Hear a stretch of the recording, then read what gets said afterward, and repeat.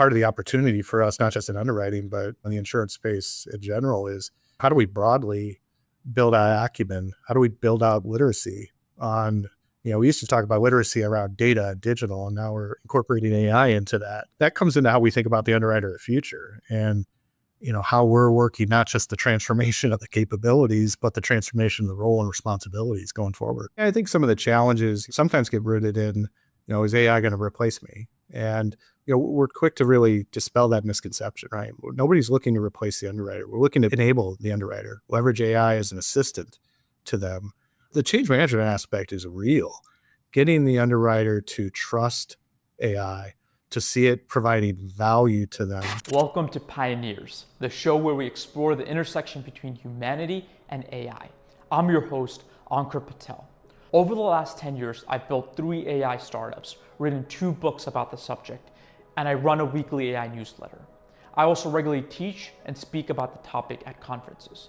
This technology has grown faster than I think any of us could have imagined, and it's making us ask really important questions, such as how ethical is AI? What will this technology look like in a few years, let alone a few months? And most importantly, does it have the power to truly change the world? And what does it mean for you?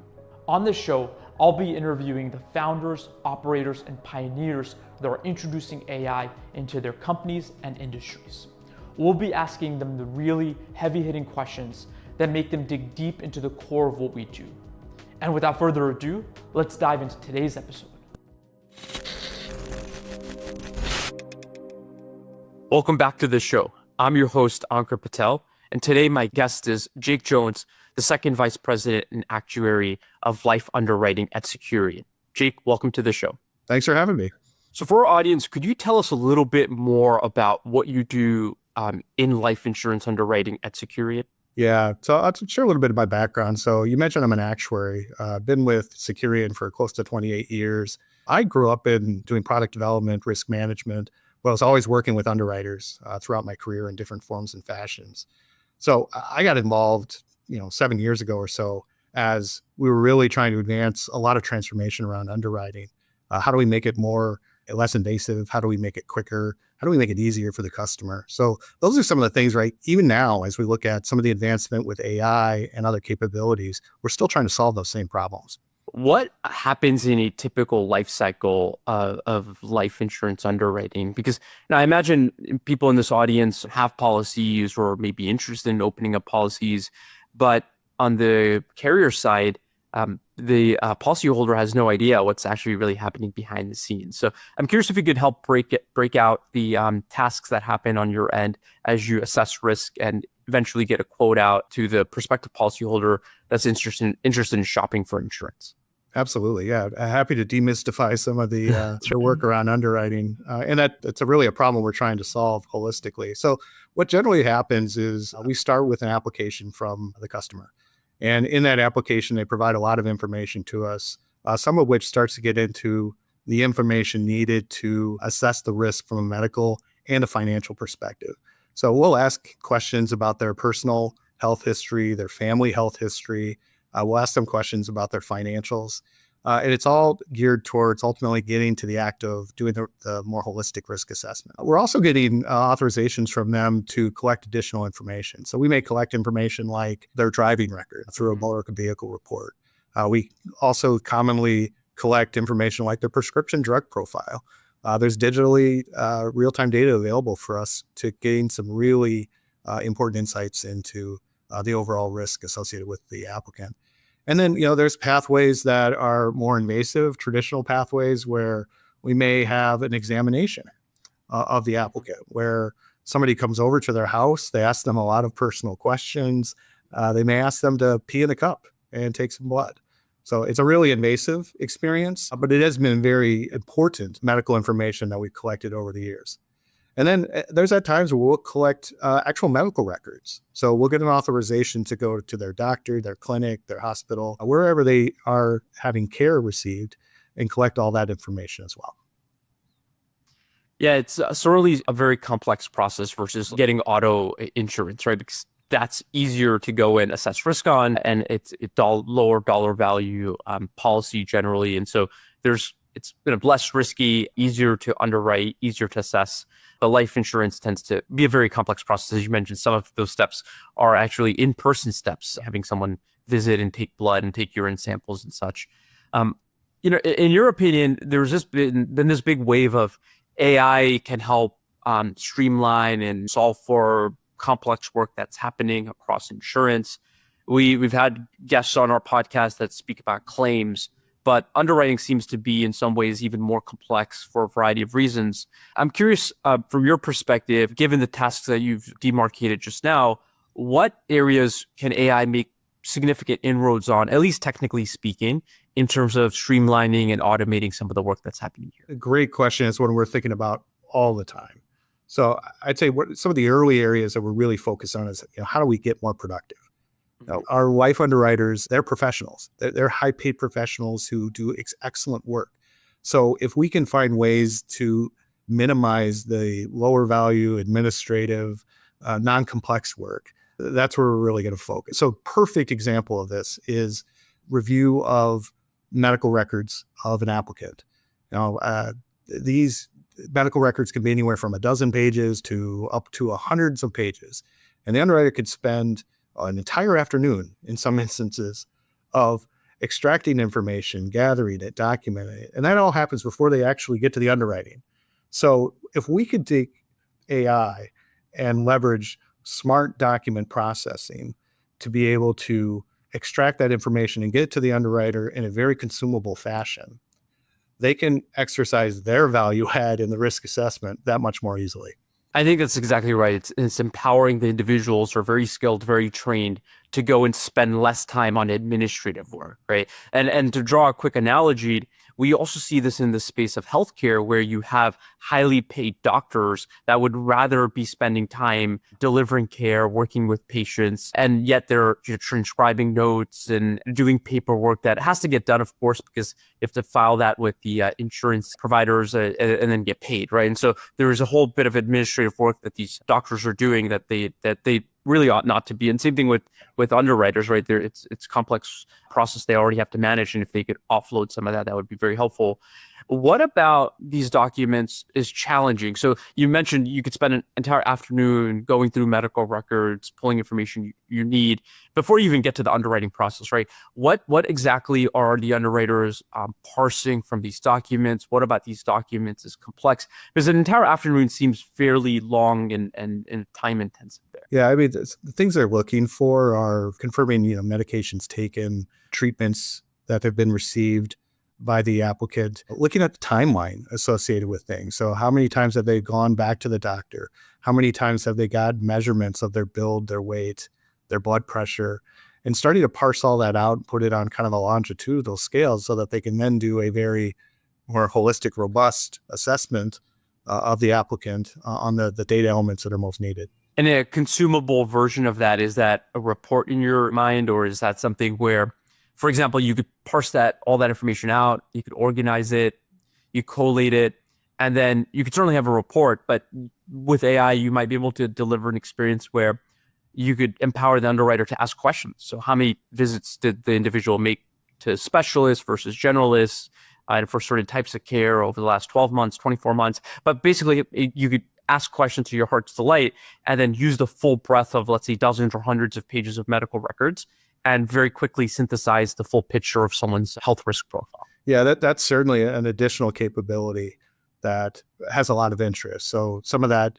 retrieval of the information in the actual medical record, the documents, but also the other thing the underwriter is doing is they're engaging with their knowledge base. So their underwriting manual. So leveraging AI for them to be asking those questions, contextualizing the information in the medical record in a way that AI is supporting and making their assessment more streamlined. That's right. So it's not just the documents that come in for that particular individual. It's also all of the guidelines, and those could be fairly complex. And so for that particular product in that particular geography, for the particular institution, in this case, Securian, how do you apply that frame onto this particular set of medical records that have come in, right? So it's like it has to look at both sides of the coin in order to get that. And you're saying that retrieval process would be very empowering because right now I imagine a lot of that work has to be done kind of the old-fashioned. Oh, yes. Absolutely the old-fashioned way of pulling up the knowledge base, searching for the relevant area in the guidelines, putting that up against the facts coming out of the medical record. That could be a time-intensive exercise for the underwriter. And again, it's not the highest value aspect of their work. So to the extent that we can streamline and make that easier with AI capabilities, that's a significant win. The other thing, though, that we hear is that underwriters sometimes are either skeptical or also say they're reluctant to either trust AI or use AI, and for a variety of reasons, right? Maybe they're fearful that it's going to take some of their like responsibilities away, and they don't want people to kind of go on their turf that they've known for a long time. Other times it might be that they're just skeptical. They're like very deeply skeptical that this technology can really do a lot of the work that could be helpful to them. So could you talk a little bit about some of the reservations that typically underwriters have when thinking about the inclusion of AI to help them on tasks like this document processing that you've mentioned? Yeah, I think some of the challenges sometimes get rooted in, is AI going to replace me? And we're quick to really dispel that misconception, right? Nobody's looking to replace the underwriter. We're looking to better enable the underwriter, leverage AI as an assistant to them. The change management aspect is real. Getting the underwriter to trust AI, to see it providing value to them. One of the ways that we think about being able to overcome that obstacle is getting them involved early. Getting them involved early in the defining the problem, engaging with the experts and building out the capability. So, we find ourselves all the time these days doing a lot more cross-discipline collaboration with, it used to be actuaries and underwriters, working on these problems together. Now it's actuaries and underwriters and medical and technology and our data science. So building those relationships, working on the problems together is a way through getting better acceptance and adoption. But it's something we expect we're gonna continue to have to battle. For some time. Yeah, I think any new technology, has to go through that adoption curve, right? And I think what we're seeing is that even if the technology is ripe and ready, and sometimes it's not, but assuming it's ready, it doesn't mean it's going to get adopted by business immediately, right? There is a business adoption curve that you also have to be mindful of. Sometimes there are a lot of misconceptions on what AI means. There's a lot of fear around it, and I think it's about that change management, right? How do you think about like there's a technology side to AI, but there's a whole change management around AI, getting it adopted, getting into the business, making sure that the people that the technology is surfaced for actually truly adopt it and find value from it, right? Because the last thing you want is like you break their process or you add another screen that they have to log into and they're like, why am I using this? It's marginally helping me. It's actually adding more friction in the process. And then they might jeopardize it. Like they might like say, like, this is a horrible experience. I just want to use it. And then something that you might have invested a lot of time and effort into goes nowhere. How do you manage the change management aspects of a major inflection point like this? I think, part of it is bringing in some of the targeted advocates, people who are going to be further out on the change curve. How do we get them involved? And then as we're making progress in building out the capabilities, having them be some of the biggest champions for the technology and how it's going to improve the experience of the underwriter as they're doing their core job responsibilities. Having them visualize it, there's a lot of power in just, visualizing the actual capability and the tools and seeing it firsthand. So we also look at how do we incorporate some of that in looking broadly at our underwriting base and making sure that we're demystifying things all along the way, getting towards some of that adoption. Yeah, because I think if you look at AI from some of the grand use cases you're seeing today, and it's more akin to, instead of going to the library, you go into encyclopedia and finding what you need, you have a search engine, right? So you could ask a question, get answers back. I think the great AI applications so far have been very much like information retrieval or structuring information from a very complex, messy document like medical records. And so this is mostly administrative work. It's actually making the person that's using this tool superhuman. And I think the anecdote that we often hear is that AI is not putting people out of jobs, but people using AI will put people that are not using AI well out of jobs, right? And so, yeah, absolutely. Yeah, the ones that are quicker to adopt AI and more wholly embrace it and test it and try and do all these things are the ones that are going to be better equipped for the job market of the future. Yeah, I would agree 100% with that. And, part of part of the opportunity for us, not just in underwriting, but in the insurance space in general, is how do we broadly build out acumen? How do we build out literacy on? We used to talk about literacy around data and digital, and now we're incorporating AI into that. That comes into how we think about the underwriter of the future, and how we're working not just the transformation of the capabilities, but the transformation of the role and responsibilities going forward.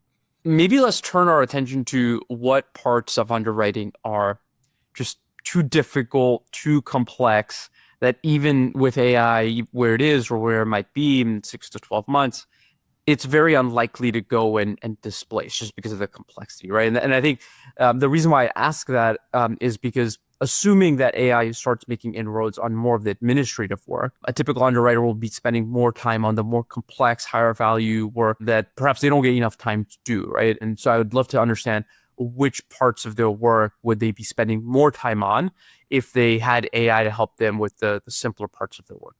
Some of the areas that we talk about where they could be spending more of their time is in servicing and relationship building with channel partners.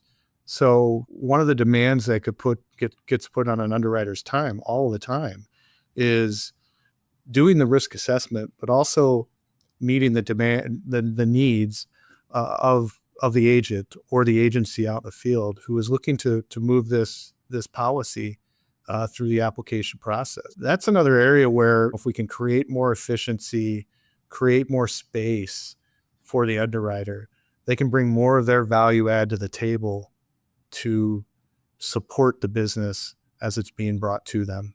I think that frame really does help, because if you could show and help the underwriters visualize what their, let's say, typical day would look like in 26 or 2027, if there was some degree of the adoption of AI tools, then they could see, okay, well, they're spending X and Y amount of time on two categories of work.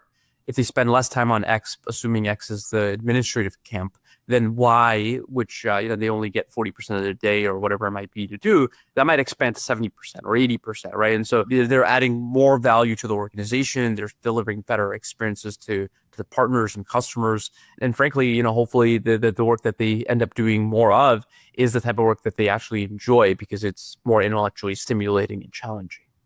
Yeah, you hit on a real theme that we talk about quite a bit with benefits to AI for underwriting, which is that underwriter experience. Tapping into the things that are most motivating for them, most validating for them, where they can provide their value. And I don't often hear an underwriter super jazzed up about spending 2 hours doing a medical record review and summarizing and collecting the information. They get jazzed up when they get to a really good offer on a case and present that to the advisor working with the client and see the real fruits of their labor and the real impact it's making. Now, that's what motivates. That's what gives people energy. Yeah. Well, what about this theme, which is that an underwriter is using his or her experience accumulated over a long time generally, right? So there's that wealth of experience that they have. But then what happens, though, is the learnings that a single underwriter has may not propagate through to the rest of the department. And one of the great things that potentially AI could do is take the learnings of a single underwriter or multiple underwriters and make those learnings more available, which is like, hey, we've seen a lot of these types of basically medical records come through. Here are the things that we recommend should get flagged for review, because we've seen similar things flagged on similar types of records by the broader team, right? So it's almost acting like a centralized pool of knowledge, and then it's making every single underwriter on the team more effective, right? So it's like upskilling every single person on the team by using that collective pool of knowledge. I'm curious if you share any of those sentiments, or if that's a little bit off base. Hey there, very quickly. We just released a new agentic AI platform that makes it possible to automate very complex knowledge work. Our platform makes it far easier to set up multi-agent systems that allow you to coordinate work across AI agents, human supervisors, and third-party systems. This is the future of agentic AI, helping people get work done more quickly, adding more efficiency and productivity, and better customer experiences. So if you're interested in agentic AI and what it could do for your organization, please book time with our team today. No, I think there's something to that. And I will say it feels at times where it has a longer tail associated with it. The realization of those benefits might take some longer time, but there's certainly the opportunity for the generation of more data, deeper insights, leveraging AI to continually improve the underwriting model. And through the experiences of the underwriters, the decisions that they make on each and every case, and then leveraging AI to really get at what are the patterns of information, the patterns and the trends that we're seeing that we can either leverage to improve the process, improve our underwriting offers. Really, there's a quite a list on how we can leverage that type of AI. Yeah, and I'm very curious about those long tail opportunities eventually as well. I mean, you do want to go and solve for the easier cases and show ROI on things that are maybe easier to measure, right? Processing time on some of the medical records instead of taking an afternoon, maybe on average it takes 2 hours or 1 hour. But then I think the knock-on effects of designing this well is that you can have a shared pool of knowledge and maybe decision support available to every single underwriter. So things get Absolutely. automatically flagged. That could be pretty powerful. Decision support is another capability we talk quite a bit about. So the AI working side by side the underwriter, where it might be able to more readily, more quickly identify things that the underwriter takes longer to see. Right, so they're looking at multiple sets of information, and sometimes that information doesn't agree with one another. And AI could be a really powerful resource to maybe identify those inconsistencies that then tell the underwriter, hey, maybe it's time we need to investigate further, ask some more questions, dig a little deeper. So, that's real value add from a decision support's perspective. Yeah, exactly. I think it's like a real-time person or AI that sits side by side and provides that. And then the idea here is that the AI might help pose questions that the underwriter should be asking. And then the underwriter would then take that opportunity to go deeper in ways that the AI may not be able to, right? But having someone pose relevant questions, relevant threads that the underwriter should pull on could be really powerful. And there's another AI that helps with the search experience. So it helps retrieve more information, whether it's from those documents or from underwriting guidelines and such that you may have. Then you see that acceleration as well. So you have basically one type of AI that's flagging questions that should potentially be asked, and another AI that's helping pull answers that the underwriter is posing in light of those questions that were posed by the decision support piece. And then now you have different pieces of AI tooling that's making the underwriter materially better off than without these tools. Yeah. As you're describing that, one of the the capabilities that we do talk about a little bit is agentic AI, and kind of breaking down some of those complex tasks that AI can accomplish and assist the underwriter, whether it's on the question side or whether it's on what's the next action they should take. There's some real opportunities that lie ahead there.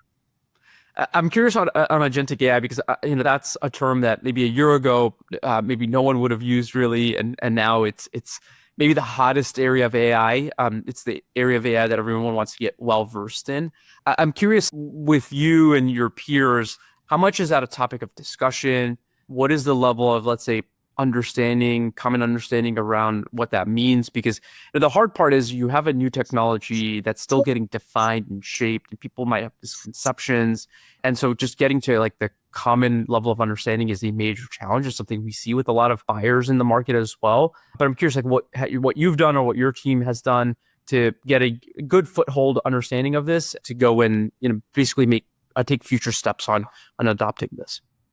Yeah, I think part of it is understanding at a deeper level, what's the range of capabilities, what's the different types of AI that we can leverage. And as it pertains to agentic AI, I wouldn't profess to be an expert at this point in my journey on AI. I will say it's one of those that we're still at that curious level in understanding, making sure that we see where the value will be created. But we're also trying to guard against like shiny tool syndrome, where it is, as you described, kind of one of those snappy topics or snappy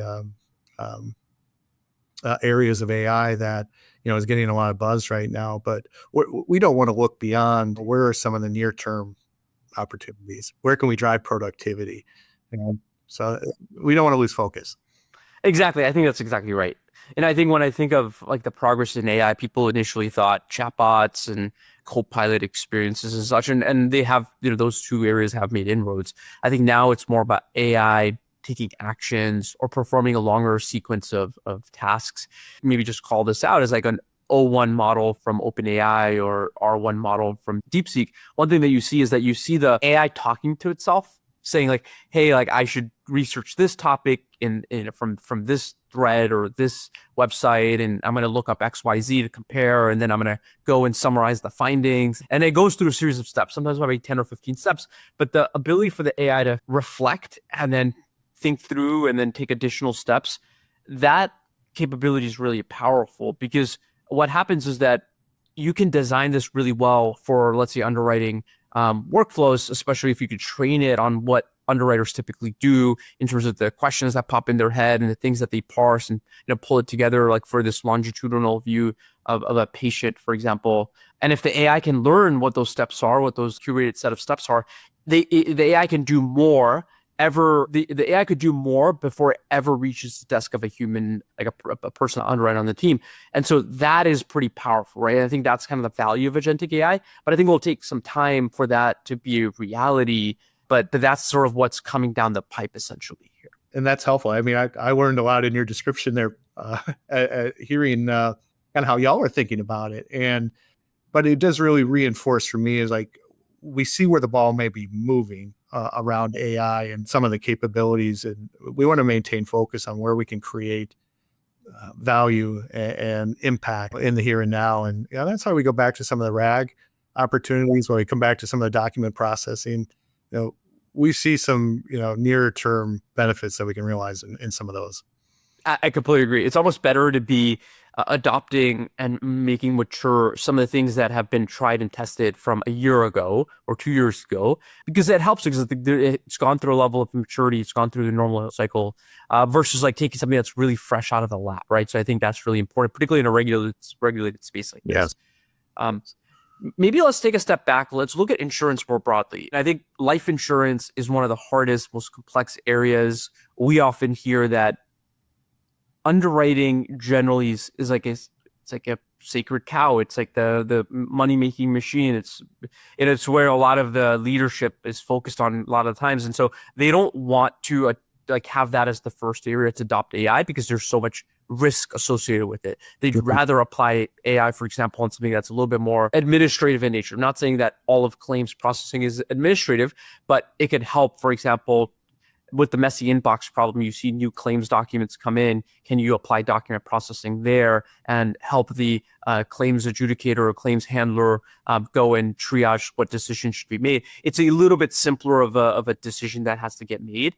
And we often see insurance carriers go and position AI more in those areas versus life insurance, which is more complex. But I mean, from your perspective, when you think about the adoption of AI in different parts of the business, which parts of the business are maybe more leaders in adopting AI, just given the dynamics within insurance? I think I would characterize largely anything that falls into that operational bucket, which underwriting does. It kind of straddles the line between underwriting and our operations and risk management. But some of the other areas that you called out, claims, some of the administrative operational areas supporting our products that we sell, there's undoubtedly, really some significant opportunity on how we can leverage AI to streamline, to shorten cycle time, to realize cost efficiencies. But there's still, we still see, and I'm detecting interest across the life insurance space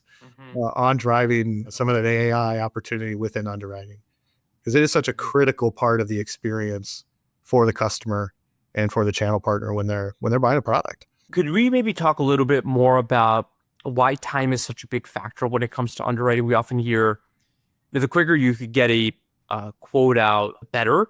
And so there's this big move to go and leverage things like data enrichment, APIs, or vendors.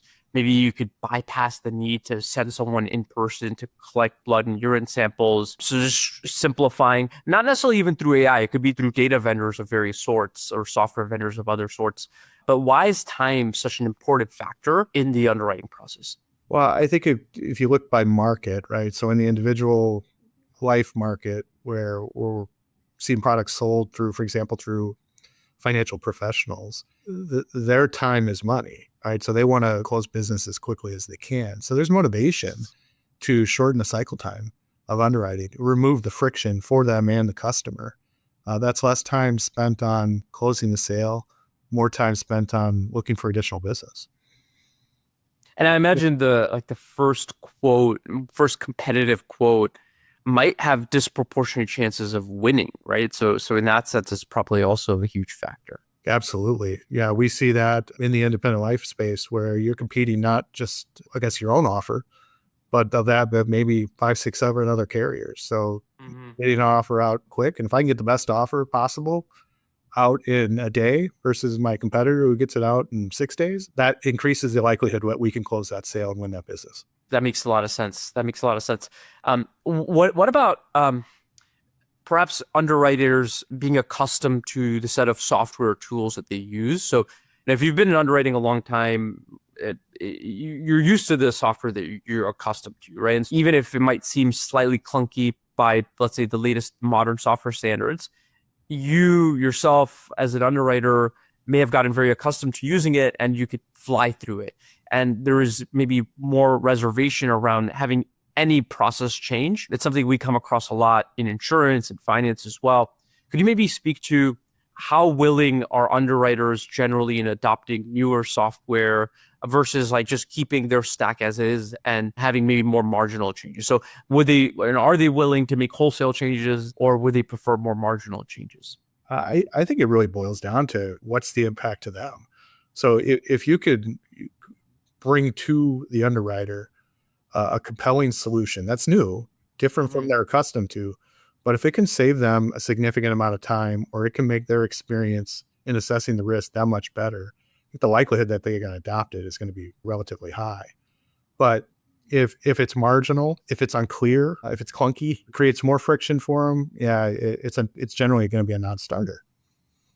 Yeah, that makes sense. I think that's a pretty intuitive way of describing it, right? They're open to change as long as they could see the value and it's very clear. And so that really kind of speaks to their willingness for change, right? The reward has to be worth the struggle, essentially. Absolutely. And I think that's one of the opportunities and challenges that we have with AI, and helping to demystify that and show where the value is going to provide them in their day-to-day. What about the degree of personalization that's possible? Maybe because of better data, but also because of AI. How much of an advantage does that really provide you as an underwriting team in serving the customer better? I think it creates opportunity to be more streamlined. If we can personalize and ask only the questions we need to ask, if we can send their underwriter or send the applicant through the only process steps that they need to go through, that can streamline it for them. It can streamline it for the underwriter. That's kind of how we look at personalization, is not going by the book if it's the historical way of looking at age and amount requirements and very, very prescriptive. If we could be a bit more dynamic and personalized and leverage real-time data in combination with rules-based automation and AI, we could get win-win-win across the board for underwriter, customer, and organization. And what about the basically the risk data that you get over time? Of course, you don't get it instantly, but basically as a feedback mechanism, right? So you write policies 1 year. At some point, and life insurance is a little bit different because of the length that the policy stays active for. But at some point, you start getting data points back around, was the risk assessed properly? Are there different factors that cause larger payouts than expected and the like? And the idea here is that you take all of that data that you get from the claims side and the payout side, and you feed that back into the underwriting side. How does that happen today? Because it feels like that's an essential piece in terms of actually getting risk assessment revised over time. So you can imagine now, longevity is a huge topic, and maybe trends have shifted around smoking or alcohol use or whatever it might be, maybe other risk factors that are new that people hadn't even thought about. But getting really good data back over time so you could improve the risk assessment seems pretty critical. So what does that process look like today? It's short. It's not an easy process. It's not close in most cases to what I would say our better future state of what you described, which is more connectivity of data, leveraging more complex approaches like AI to do deep learning. We're in certain instances, we continue to rely on some of the old tried and true approaches to tracking results, trying to infer how our underwriting guidelines or our underwriting processes contributed to those outcomes. And in this case, we're looking at mortality outcomes. AI for sure, as we curate better data, we connect it up with more data within the organization. The hypothesis is that it could provide and will likely provide a much better way for us to learn and improve our risk assessment, our risk outcomes, our competitiveness in certain instances.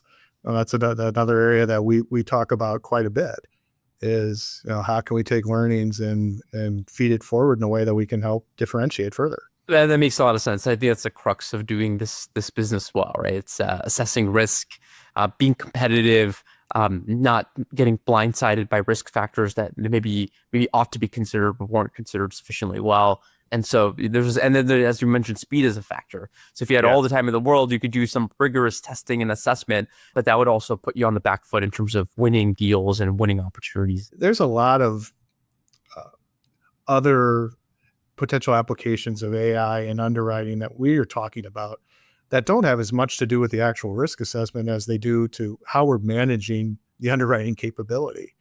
Leveraging AI in our training, leveraging AI in our quality control, leveraging AI in our research and development. There's some things that I think we and others in the marketplace are thinking forward on, that we could leverage AI in ways that really drive the business forward holistically. Mm-hmm. Maybe let's fast forward to a couple of years forward or in the future. In your perspective, what is motivating for underwriters? So if AI is doing, let's say, the more document processing bit, maybe because of RAG and other things, there is better search experiences, maybe there's decision support. Is the expectation that underwriters go through and write or underwrite more policies on average versus they do today? Is it basically delivering better experiences with partners and customers? I'm just curious, what is the motivation for underwriters to adopt this technology? What does it really mean for them in terms of how their role and responsibilities change?